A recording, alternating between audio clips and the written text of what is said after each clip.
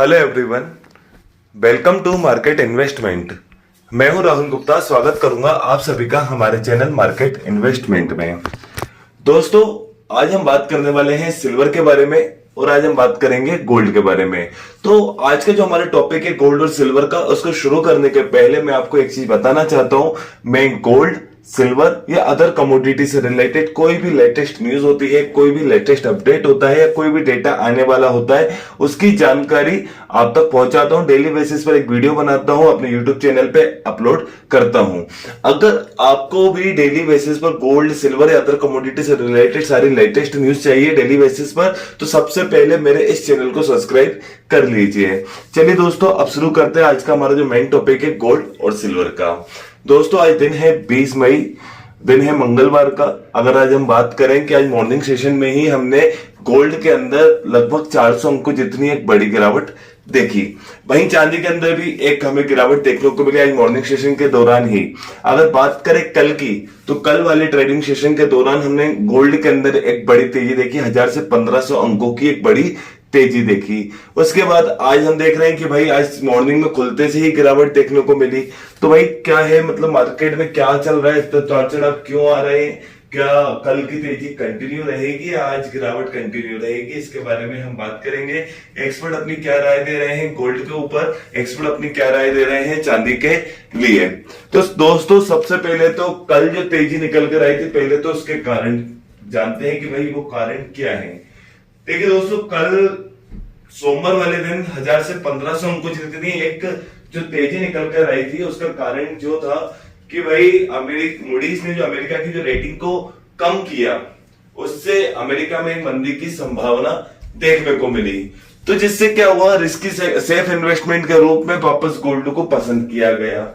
वहीं एक बातें ये हो रही थी कि भाई ईरान और अमेरिका को लेकर जो परमाणु समझौते की बात हो रही थी, उसमें कहीं ना कहीं अभी समय है, मतलब अभी उसके बीच में बातचीत होना अभी बाकी है।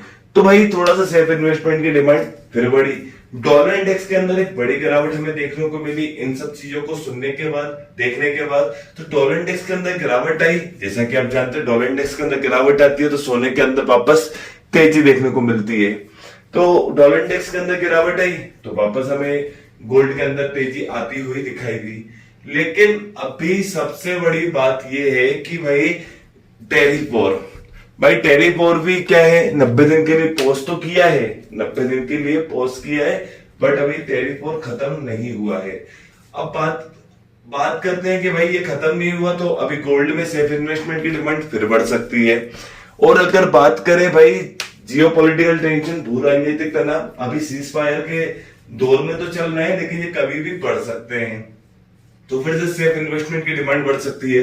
तो इन सब आशंकाओं ने और मंदी और महंगाई की आशंकाओं ने कल गोल्ड को वापस हवा दी और गोल्ड के अंदर 1000 से 1500 अंक की तेजी देखने को मिली। लेकिन अगर बात करें कि भाई बायर जो गोल्ड के हैं, गोल्ड के बायर अभी भी $3300 $3400 की उम्मीद लगा रहे हैं, क्योंकि गोल्ड जब तक $3275 को पार नहीं करेगा, रेजिस्टेंस नहीं लेगा वहां से, तब तक गोल्ड $3300 $3400 आना बहुत मुश्किल होने वाला है।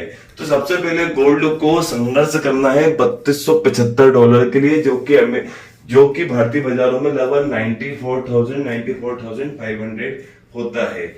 और गोल्ड के अंदर जो भी मेन सपोर्ट हमें देखने को मिल रहा है, वो हमें फिलहाल दो ही सपोर्ट है, एक है $3190, एक है $3155। अगर ये दोनों सपोर्ट अगर गोल्ड तोड़ता है तो वापस आपको $3080 तक आपको गोल्ड आता हुआ दिखाई दे सकता है। अगर मैं बात करूं गोल्ड अगर 91-92,000 अगर तोड़ता है तो वापस आपको 89,000 के आसपास आता हुआ दिखाई दे सकता है। तो फिलहाल में ऐसी कोई डेटा नहीं है मार्केट के अंदर जिसमें आपको बड़े उतार चढ़ाव देखने को मिले। फिलहाल में क्या है, मार्केट के अंदर आपको न्यूज बेस पे ही काम करना पड़ रहा है कि भाई क्या न्यूज निकल कर आ रही है, उस न्यूज से क्या इंपैक्ट हो सकता है बाजार के अंदर, सेफ इन्वेस्टमेंट की डिमांड बढ़ सकती है या कम हो सकती है। और बात करें चांदी की, तो भाई चांदी के अंदर भी क्या है, चांदी भी लगभग अमेरिकी बाजारों में $32 से $33 के बीच में अटक गई है। और अगर बात करें भारतीय बाजारों के अंदर भी 94,000 से 97,000 के बीच में फंस गई है। तो भाई इसका कारण क्या है, देखिए चांदी के लिए खबरें तो अच्छी निकल कर आई, लेकिन अच्छी खबर भी नेगेटिव क्यों काम कर रही है, क्योंकि चांदी कहीं ना कहीं गोल्ड का अनुसरण करती है। तो चांदी के लिए जो अच्छी खबरें निकल कर रहे हैं, टैरिफ वॉर का कम हो जाना, तो वही महंगा मंदी की चिंता कम हो जाना, मांग में तेजी आने की संभावना बढ़ जाना, तो भाई ये सब अच्छी न्यूज है। लेकिन नेगेटिव क्या रहा कि गोल्ड साथ में गिर रहा था, तो चांदी ने गोल्ड का अनुसरण करा, चांदी के अंदर एक बड़ी तेजी देखने को नहीं मिली। फिलहाल में गिरावट की संभावना है, मंदी का दौर है चांदी के अंदर, लेकिन गिरावट पर खरीदारी करना बहुत अच्छी अपॉर्चुनिटी हो सकती है चांदी के अंदर, क्योंकि लॉन्ग टर्म में चांदी के अंदर काफी अच्छे रिटर्न आपको देखने को मिल सकते हैं, क्योंकि आने वाले टाइम में चांदी की मांग बहुत तेजी से बढ़ने वाली है, ऐसी संभावनाएं जताई जा रही है। और कई रिसर्च फर्म का मानना है कि 2025 के आखिरी तक आपको चांदी के अंदर बहुत अच्छे रिटर्न देखने को मिल सकते हैं। तो by one day best opportunity चांदी के लिए हो सकती है। वहीं अगर गोल्ड की बात करें तो गोल्ड में $3190 के सपोर्ट से आप बाय कर सकते हैं। जब तक $3190 का सपोर्ट मार्केट के अंदर काम कर रहा है, जब तक आप बाय कर सकते हैं। उसके बाद आपको थोड़ा सा मार्केट के अंदर इंतजार ही करना पड़ेगा, और या तो इंतजार करके काम करें या एक स्टॉप लॉस के अंदर अपनी पोजीशन बनाए। By one day best opportunity है, गिरावट में ही खरीदारी करें, लेकिन उसके अंदर अपना स्टॉप लॉस मेंटेन करके चले।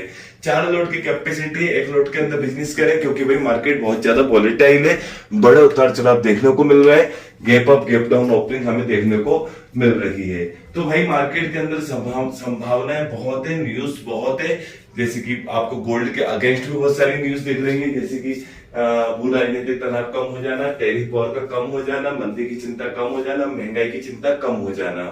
वहीं आपको गोल्ड के लिए पॉजिटिव न्यूज क्या है, टैरिफ वॉर कंप्लीटली खत्म नहीं हुआ, भू राजनीतिक तनाव कंप्लीटली खत्म नहीं हुआ, मंदी की चिंता अभी खत्म नहीं हुई है, महंगाई की चिंता अभी खत्म नहीं हुई है। ऊपर से फेड अपनी ब्याज दरों के अंदर कटौती कर सकता है सितंबर में, तो कमजोर ब्याज दरें वापस गोल्ड को हवा दे सकती हैं। और अभी भी मंदी की संभावनाएं बढ़ती जा रही है। उसका कारण क्या है कि भाई अभी टैरिफ वॉर का जो मतलब टैरिफ वॉर को जो टैरिफ कम किया गया अमेरिका ने, और अभी और कम करने की बात कर रहा है कि अगर 90 डेज के अंदर और देशों के साथ समझौते होते हैं तो टैरिफ कम होगा। तो टैरिफ कम होगा तो अमेरिका की आय कम होगी, तो मंदी की एक चिंता और बढ़ सकती है। मतलब अमेरिका की जो रेटिंग अभी कम की है उसका कारण यही है कि भाई आप टैरिफ को कम कर रहे हो तो आपकी आय और कम हो जाना है। तो अभी रिस्क बहुत है बाजार के अंदर, तो आपको क्या है, सिर्फ न्यूज के ऊपर फोकस करना है, सिर्फ ओनली न्यूज, और एक मेन सपोर्ट एक रेजिस्टेंस, इन 2 चीजों के ऊपर आप देखकर काम करो। सपोर्ट टूट रहे, मार्केट से दूर हो जाओ, मार्केट के अंदर कंप्लीटली गिरावट आई तो उस गिरावट पर खरीदारी करो, उसके पहले जल्दबाजी करके अपना नुकसान मत करो। चांदी के अंदर भी यही है, सोने के अंदर भी यही है, गिरावट पर खरीदारी करो, अपना स्टॉप लॉस लगाओ, अपना प्रॉफिट बुक करो, और शॉर्ट सेलिंग मत करो, क्योंकि गोल्ड के अंदर शॉर्ट सेलिंग फिलहाल नहीं करना चाहिए, क्योंकि मार्केट बहुत ज्यादा वॉलेटाइल है, न्यूज बहुत ज्यादा है।